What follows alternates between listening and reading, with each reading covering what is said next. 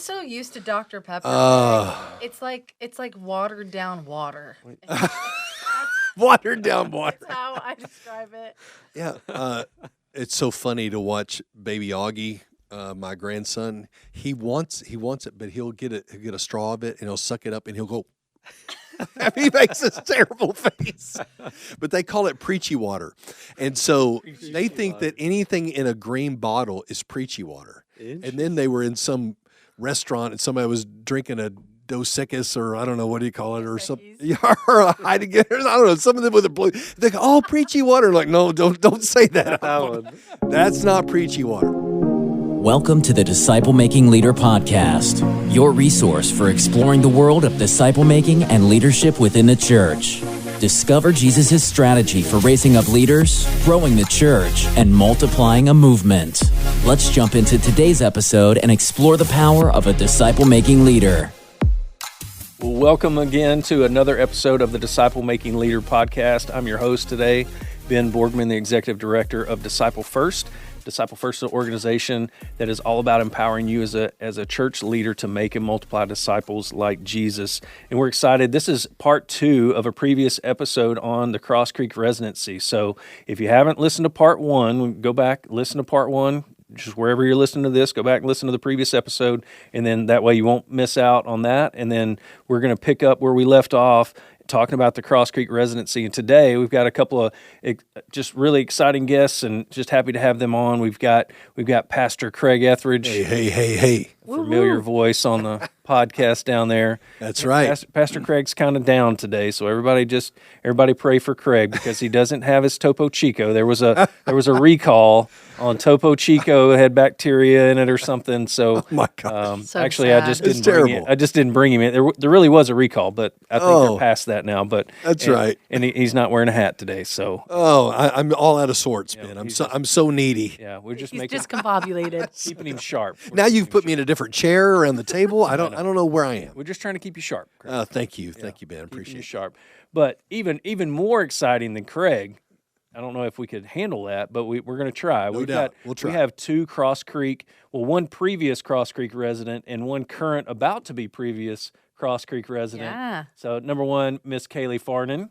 Hi, I'm really glad to be here. Thank you for inviting me. It's my first ever podcast, you guys. Go. How cool is that? It's so cool. It's fun. It's not intimidating. It's no reason to be nervous. We're just having a conversation. Exactly. Yeah, that's right. Exactly. See, you're already just acting like a pro. You're all good. Thank you. I All good. appreciate So it's it. great to have you on today, Kaleigh. And then we got Tommy Adams. Hey, I don't know that we're more TA. excited than Pastor Craig, but we'll do what we can. We're more excited about Pastor Craig and a Topo Chico. That's right. That's right. That's exciting. So yeah, like I said, we really we talked in the first part of this to Gary Chevalier, who runs the Cross Creek Residency here, and you guys were actually a part of it. So now we kind of talked about what that is and what it's like, how it learns, but we really want to know just really what's the value of somebody that's from a really just your point of view of actually walking through that.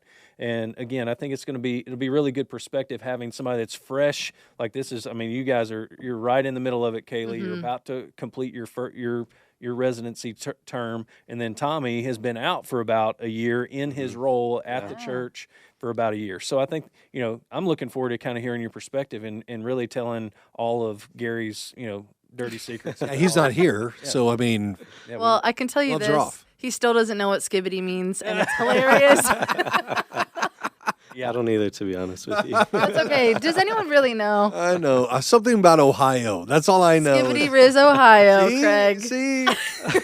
I know the words. What they mean, I have no idea. I mean, that's half the battle. Yeah, we all know now what department Kaleigh's working in. In ministry, baby. So Kaleigh, tell us a little bit about who you are, just yourself, kind of your spiritual journey. Tell us a little bit about it so our listeners can get to know you a little bit, but then also how did you kind of get into this weird, wild world of ministry? Yeah, so I love saying this, but I actually grew up here at Cross Creek Church when it was First Baptist Church of Kaleigh. Craig's been my pastor since I was a toddler. Well, I gave my life to Christ in 3rd grade, had some trouble with anxiety, and it was a comfort knowing that when I die, I'd be able to live the rest of my life with Jesus. And so, went to church, was kind of playing church for a while until I graduated high school, and I realized I was kind of abusing God's grace. My 12th grade English teacher kind of asked me the same question that Jesus asked Peter, and she asked me 3 times, do you love God? First time I said yes. Second time I got defensive. And third time I really couldn't answer. I wasn't taking my faith seriously, and I didn't really know what having a relationship with Jesus looked like truly. And so bought a Bible when I got home, a new one that wasn't, dusty and sitting in the corner. Was on fire for the Lord, and a friend of mine discipled me through the Grow series, started volunteering in student ministry in 2021.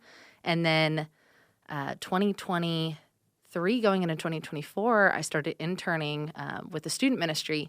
I was volunteering for about 3 years and had dropped out of school, got my associates, and, everything that I kind of wanted to do, I just kind of lost passion for. Yeah. But I loved going to Connect Group on Sunday morning. One of the reasons I wanted to be an a math teacher for middle school. And I wanted to do that because I loved the aha moments of like students being like, oh my gosh, I get it. Thank you so much. Like, that's awesome. I just love helping people. And so, being able to share my faith on a Sunday morning with the 8th grade girls and then 9th and 10th grade girls and getting to see that aha moment, but it's them realizing how much Jesus loves them. I just fell in love with that. And so started interning, and then in January of 2024, I went to something called Co-Mission, and God just really solidified that he wanted me to go into ministry full-time. I fought him on it. I had a lot of people asking me, what about ministry? What if God, that's what God's calling you to? And I was like, no, not me. I could never. And so, he pulled me in kicking and screaming, but it's been such a blessing in my life. And I ended up applying for the residency at the end of the year, and here we are. There you go. Yeah, so that's a little bit about me. That's awesome. Awesome. Tommy, how about you? Yeah, mine is pretty similar to Kayleigh's, actually. I didn't really start taking my faith seriously until high school. I had some friends around me who were asking some questions about, why did I believe what I believed? And I really couldn't answer that. I was just like, well, that's just what I've always been taught, so that has to be the right thing. And that kind of sent me on a journey to kind of start reading the Bible on my own and figuring out, what do I believe? And not only what do I believe, but why do I believe that? And then as I started taking my faith more seriously, God started getting a hold of my heart, and he finally told me, hey, you're going to go and you're going to be a pastor. And when he first told me that, I was like, no, that wasn't God. That was me. I made it up. You're talking to the wrong guy, right? Yeah, you got somebody else. Because, even now I struggle with public speaking and reading and all that kind of stuff, and it's just not my strong suit. So I never thought that I would ever be in a position as a pastor or even in ministry in general. I always thought I was going to be an engineer, just like my dad is. And I love math, and there's not a whole lot of math in most ministry positions. So, so that was right before my senior year in high school, and me and my mom had started looking at universities and all that, and then I had to go back to her and be like, so all that work that we just did, it was for nothing. God told me I have to be in ministry. So then that whole process kind of restarted, and I had to figure out, where am I going to go to school? What am I going to go to school for? So I actually got a bachelor's in finance, which is not ministry, but kind of all of the people that I talked to kind of advised me to get something in undergrad that was not ministry, because I knew I was going to go for a master's of divinity. Yeah. That way, if I have to be bivocational, if I'm between jobs or whatever, then I have something else that I can use. And I was like, yeah, that makes a lot of sense. So I picked a business degree because churches aren't exactly like businesses, but there's some practices that you can take from one to the other. And then finance is just something that has always intrigued me. So I was like, those 4 years won't suck too much. Absolutely. Well, I'm really glad that you do have that, because you have a real administrative gift and background, which is incredibly needed, in the local church for sure. Absolutely. Yeah. So let's kind of dive in. What we really want to kind of glean from this is, what was the residency like? So, Tommy, what was your experience in the residency? Yeah, I have nothing but good to say about the residency. Same here. You know, I was one of the guinea pigs, one of the first round. It kind of came out of nowhere. I was actually at the church for a couple years before the residency came down the pipe. And then when they announced it, I was like, oh, that sounds pretty good. Because at the time, and even now, I'm still at seminary. So I was like, okay, well, let me contact Gary. So we got coffee a couple times, kind of talked through what is this going to look like? Because he was still trying to figure that out too, because it was still in the early stages. And then, you know, the application window finally opened up and I applied and, you know, I got to get to know Cameron, who's my coach. And, you know, it's been nothing but good. He's taught me so much. I've had a lot of opportunities to learn things, especially, you know, what does the day-to-day life look like in ministry? Yeah. And, you know, as a church member, I had no idea what pastors do throughout the week. I knew there was more than just Sunday morning, right? But I didn't know what exactly they were doing throughout the week. Yeah. So getting to see what exactly that process looks like on the back end is extremely helpful and has set me up to be where I am today. Yeah, that's great. Kaleigh, how about you? Well, as I said, I was doing an internship with Darren and Nick. So I was learning a lot through them and how to write a sermon, how to how to disciple others, how to do those things. And we just kind of agreed moving forward, I could benefit with gaining a little bit more confidence in the ministry. You know, one of the things God's been teaching me this year is to be rootly and firmly established by His grace. And so just being able to be invested in for an extra year was something that we thought would be beneficial to my success in ministry and just for the success of the ministry in general. You need strong leaders for it. And so it's been a really wild ride. We, went through the Grow series together, guys and girls separate. And then I have a whole binder about this big full of all of my notes from the books we've read, from the conversations we've had with staff. One of the things I really love about from our colloquium time is that we not only are invested in by our coaches and by just the church, but we have the staff come in regularly to teach us like how to finance and how to budget for your ministry, how to practice gratitude. I loved that one from Derek Skelton, great guy, and a bunch of other things, but it's been great.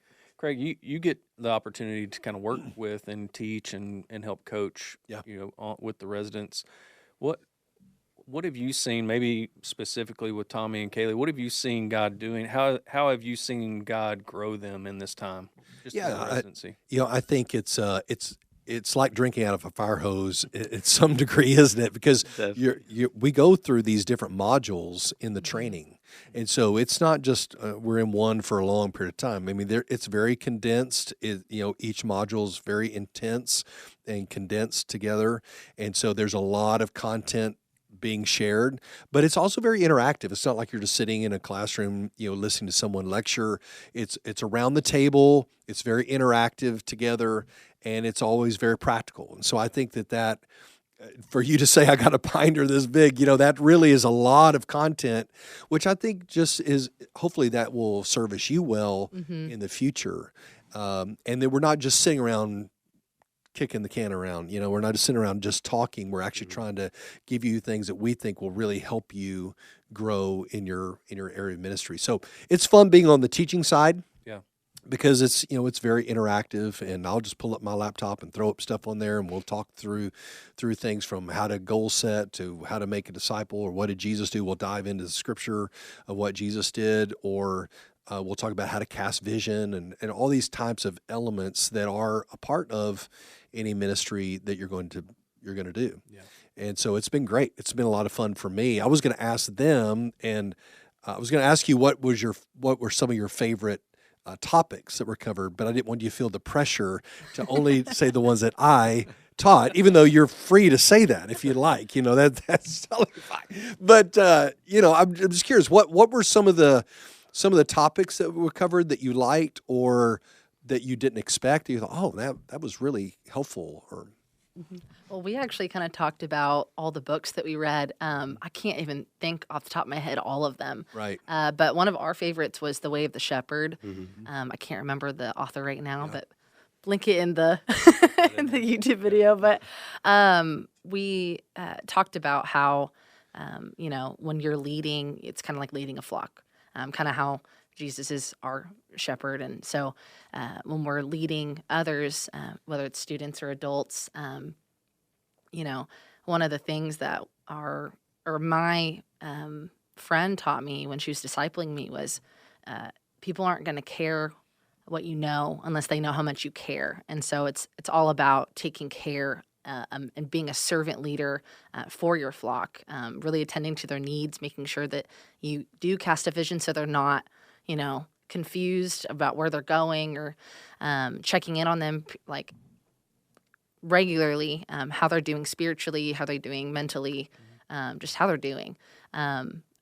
We lead a lot of people and we do a lot of things, but one of the things that even in our staff we're working on is just how to honor each other and how to really care for the people we work with. And so that book really honed in on that idea, and a lot of practical ways that shepherds do care for sheep and how that correlates with how Jesus takes care of us and how we should take care of others. So it was a really cool book. Very good. Tommy? Yeah, mine's very similar. Like everything that we talked about on the topic of leadership is super helpful, like casting vision, like you were just talking about, caring for their hearts, which is like spiritual, all that kind of stuff.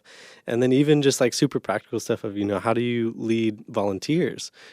Gary knows a lot about volunteers. He studied that for a lot of his doctorate. So just seeing, what is important to volunteer and how do you give the things that they need to them so that they feel valued and they feel like they're making an impact where they are.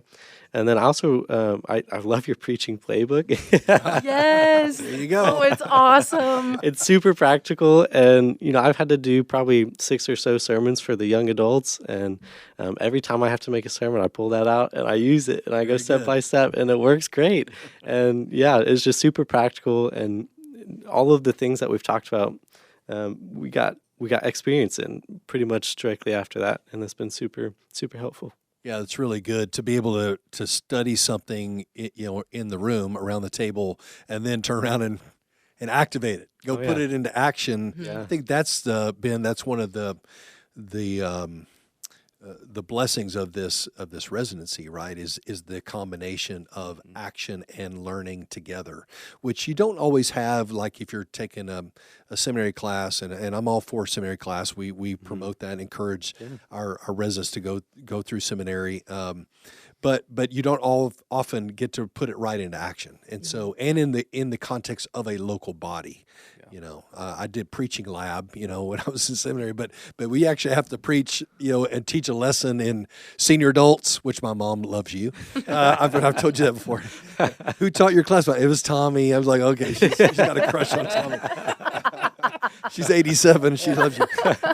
They're fun class. But then, you turn around young adults. You're teaching young adults. So you're running, or high school kids and middle school kids. So you really are infused into the body, which is what you would do if you're on staff somewhere. So I think that it's a helpful environment for growing. Yeah, and the great part is a lot of the times we would have a lesson that week, and you know how God works. It correlates exactly with what you need that day. But sometimes it would be exactly what a student needs that day. I'd have a conversation with a student, and I'm like, well, guess what we just talked about in colloquium this morning? One of those things just being, having rest as a discipline in your spiritual life. And so, how we have high schoolers and middle schoolers who are staying up till 1, 2 a.m., working on homework. And I get to tell them, hey, the Sabbath needs to be holy. You need to keep it because rest is important. You can't be the best version of yourself if you're tired and groggy all the time. And so just talking about that with them and the importance of that. So that's really good. So Kaleigh, as we'll kind of turn about kind of bringing this to an end. So you're about done with your residency. Mm-hmm. So what is your role going to be? What is your official role moving forward? I'm actually joining at the end of the month, July 1st. Yeah. I'll be joining the student ministry team as an associate. There you go. Yeah, really excited. So excited. I'm sure everybody's excited to keep you here at your home at your home, right? I'm very excited and happy about that too. So what's your role as an associate? What, are you going to be with like in a certain age group? What does that look like? It's middle school and high school. The great thing about the residency is I'm doing the job that I will be doing. The only difference really is that I will have my own card to be able to take students out to lunch or coffee or pay for things that we have for events coming up, summer camp, things like that. But That's great. You kind of have the confidence, like, okay, it's not like this big lurch in your life of going from resident to right into it. You've kind of almost been practicing that role. Exactly. So that's great. Just kind of a seamless deal. So I know the staff here is excited to have you on full time. I'm really excited for it. You're going to do a great job. Thank you. So Tommy, so you've actually been in your role for a whole year. So you were in residency for a year, then you've been in your role for a year. So looking back, how do you feel like the residency prepared you? Do you feel like, man, were you blindsided by anything? Did anything like, oh, I wish I would have known that? Or did it seem to kind of prepare you for your role? No, it was actually a very smooth transition. I went from the adult ministry resident to adult ministry associate, very similar to what Kaleigh's about to do. And the job from in the residency to the job as an associate is very similar. Obviously, you have more things that you take on in an associate role, but the transition itself was very smooth, and it was just kind of like, if you imagine like a ramp at the start of the residency, you don't have a lot of stuff that you have experience in, but that grows and grows and grows, and then the ramp just continues when you step into my next role. And being a resident, it's not like being an intern or something. I really felt like I was a staff member as a resident, and then moving into an associate role after that, it was just like the next step. It's just taking on more responsibility. I took on some of our assimilation pieces and all that kind of stuff, but it is super smooth transition, and I feel like the residency prepared me perfectly, to be frank. Tommy just said something that I think is worth repeating, that we treat the residents just like our staff. We don't treat them any differently than our staff. So when we have all staff once a week, where we all worship together, we pray together, we do our staff breakfast, we do any of our staff trainings or whatever, everybody's in there together. And so I think that makes that transition easy. When you stay on staff, well, it's just like you're just continuing to do, you've been treated that way from the very beginning. So it gives them a chance to get to know what it feels like to be on a staff team, and that's the good and the bad, right? I mean, there's challenges, there's conflicts, there's issues that we have to deal with, and we've been quite open with all those things with our residents. Hey, here are the things that we're challenged with, and here are things we need to get better at. We just did an engagement survey, and we're kind of wrestling through things that we are doing good, but things that we really need to improve on, and our residents are a part of those discussions. And I think that helps them to, number one, feel valued. Yeah. We really want you here, and to see up close what it really looks like, and what leadership looks like out of the book. Just not reading about it in a book, but okay, when you're actually in situations, how do you navigate those together? And I think that's really where learning comes into play. Tommy also failed to mention the best thing he got out of the residency. Oh, yeah. Come on, Tommy. Yeah, I also met my wife. Yeah, there you go. There you go. That's a big one. Kind of a big The best thing he got out of the residency. That's right. Definitely, yeah. She was one of the other residents, actually, funnily enough. And if you don't know this, there's a no dating policy as resident. You can't date other residents. Okay. So we couldn't date until after the residency, but then after we completed the residency, we started dating, and we got engaged not too long after that, because we had already spent so much time getting to know each other. So that's a great selling point for anybody that wants to join the residency. Yeah. Matchmaker. Gary the matchmaker. We'll have to That's you can put that on his resume too. That's right. So that's great that you guys form that bond and connection, and then there you go. Yeah. Awesome. Well, thank you guys for being on here today. Yeah, It's a absolutely. delight just to kind of hear what God's doing in your life, and again, getting to know each of you and just your heart for God and what He's using you for here at the church. It's just really kind of a joy to watch, and just excited to see what He's going to do in the future. Yeah. And so, Craig, thanks for chiming in and being on bet. today. Always love your perspective. You bet. And again, the leadership you've provided to actually create space for this type of initiative from an organization leader, that's the type of things people need to press into and figure out, because there is value in that. And it's hard. It's hard work to create new initiatives like this, and it takes resources and time, but man, it's worth it. Yeah, absolutely. Thank you very much. And so as you're listening, if you are a pastor, again, wanting to connect with the Cross Creek Residency, or somebody that wants to apply for the Cross Creek Residency, check the links in the show notes down there. We'll have that information there for you. So hopefully you can connect with us, or at disciplefirst.com. We're always here to help as well. So thank you again for listening. We'll talk together real soon. Thank you for listening to the Disciple Making Leader podcast, brought to you by Disciple First. We hope today's episode has been both helpful and challenging in your journey to becoming a disciple-making leader. Don't forget to hit the subscribe button to make sure you hear the next episode. And if you have a moment, we'd love to hear your thoughts. Leave a review and share this podcast with your friends. Until next time, keep making Jesus the model for your life and ministry.